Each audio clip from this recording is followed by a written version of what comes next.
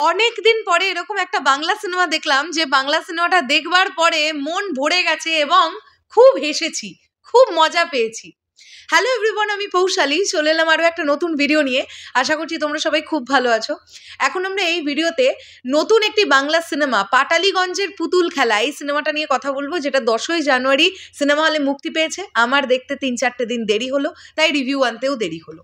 এই সিনেমাটা ডিরেকশন দিয়েছেন শুভঙ্কর চট্টোপাধ্যায়।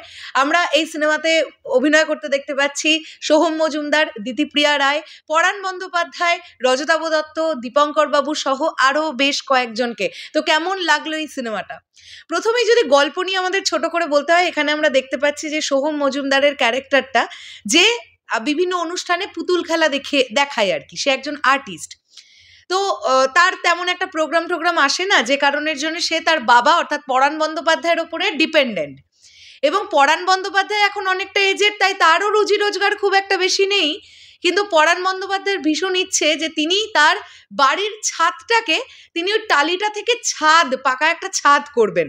তো এই ছাদ করা নিয়ে কত কিছু ঘটতে পারে, এই পুরো বিষয়টাকে দেখানো হয়েছে এই গল্পটার মধ্যে।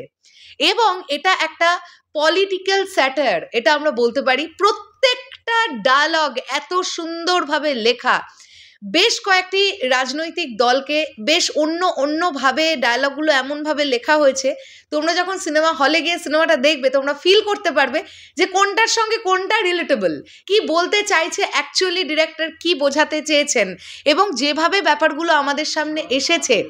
হ্যাঁ, এছাড়াও সমাজের বেশ কিছু দিক যেগুলো ভীষণ তেতো বাস্তব, আমরা প্রত্যেক দিন ফেস করি, সেগুলোকেও মজার ছলে তুলে ধরা হয়েছে আমাদের সামনে, যেটা ভীষণ ভালো লেগেছে। আমি সিরিয়াসলি বলতে পারি ভূতের ভবিষ্যতের পরে এরকম একটা সিনেমা দেখলাম যে সিনেমাটা দেখবার পরে থ্রু আউট হেসেছি এবং পুরোটা থেকে কিছু শিখেছি। যে জিনিসগুলো হচ্ছে, যে ডায়লগগুলো অ্যাক্টর অ্যাক্ট্রেসরা বলছেন, ডেলিভারি করছেন, প্রত্যেকটা জিনিস আমাদের জানা, আমরা জ্ঞাত, কিন্তু যেভাবে ব্যাপারটাকে প্রেজেন্ট করা হচ্ছে, ডায়লগ রাইটিং এত সুন্দর, জাস্ট আউটস্ট্যান্ডিং। অ্যাক্টিং নিয়ে যদি বলি, এখানে সোহম মজুমদার, দিতিপ্রিয়া রায়, পরাণ বন্দ্যোপাধ্যায় ফাটিয়ে অভিনয় করেছেন, রজতাভ দত্ত, কাকে ছেড়ে কার কথা বলবো, এখানে প্রত্যেকের জায়গায় খুব ভালো। এমন বেশ কিছু অ্যাক্টরদের দেখলাম যাদের আমরা এখন ন্যাচারালি ইন্ডাস্ট্রিতে কাজ করতে বেশ কম দেখতে পাই। তো এরকম কিছু অ্যাক্টর অ্যাক্ট্রেসদের আমরা দেখতে পেলাম, যেটা দেখে খুব ভালো লাগলো।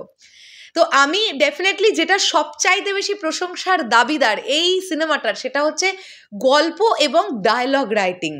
যেভাবে বুদ্ধিমত্তার সঙ্গে ডায়লগগুলোকে লেখা হয়েছে, আউটস্ট্যান্ডিং লাগছে।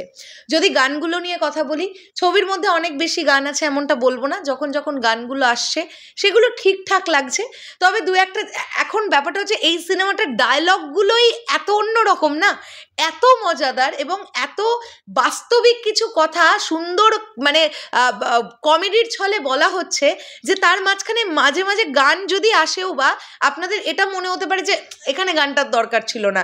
যেমন ডায়লগ ডেলিভারিটা চলছে ওরকমই চলতে থাকুক না, দেখি না কিভাবে যে পুরো ব্যাপারটা লেখা, তার মধ্যে একটা প্রেমের অ্যাঙ্গেল, তার মধ্যে ভালোবাসার অ্যাঙ্গেল, সবই দেওয়া হয়েছে। শেষে গিয়ে ছবিটা এত সুন্দরভাবে শেষ হয়, খুব ভালো লাগে।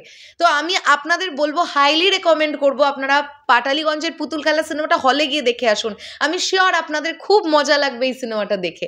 আর আমি চাইবো এইরকম সিনেমা আমাদের বাংলায় আরও অনেক হোক, যে সিনেমাটা থ্রু আউট এনগেজিং এবং খুব আনন্দের, খুব মজাদার একটা সিনেমা। সো খুব ভালো লেগেছে, আমি ছোট করেই রিভিউ করার চেষ্টা করলাম। বেশ ভালো, আমার তো একদম মন কেড়ে নিয়েছে। শেষ করলাম ভিডিওটা, দেখা হচ্ছে আবার খুব শিগগিরই নতুন কোনো ভিডিও নিয়ে। তাহলে এখনের জন্যে টাটা।